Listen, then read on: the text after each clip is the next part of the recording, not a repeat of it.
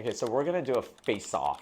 There has been so much news about SMAS versus deep plane facelifts. Disclosure, I love the deep plane facelift, but for the first part of my career, I did the SMAS facelift. So I feel like I'm an authority in understanding the variations and the differences. The SMAS, first let's discuss. The SMAS is this fascial tissue underneath our skin. That is the support structure of our face. It is very, very adherent to the platysma muscle, which is the support structure in our neck.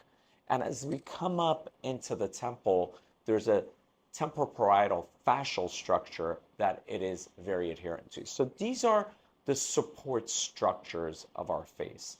So to get a great facelift result, you have to modulate and use this support structure to lift and reposition the face. A SMAS facelift can be done in multiple different variations, but for the simplicity of this discussion, a SMAS facelift is when that deeper structure is not undermined completely and it is lifted to lift the rest of the face. The deep plane facelift also has a lot of variations, but for simplicity, the deep plane facelift is when the SMAS and or the platysma, which is the muscle, are lifted and separated from the deep anatomic facial structures and repositioned in a composite way. Now, why some people love the SMAS is because the risks are likely a little bit lower,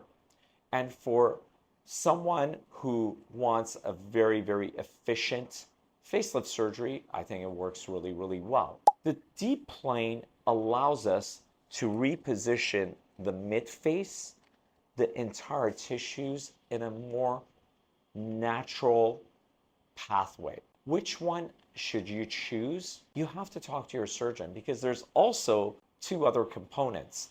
The safety of the surgery, which regardless of which approach you use, there are nerves, there are muscles, there are a lot of things underneath that we need to be careful of. So that's one thing.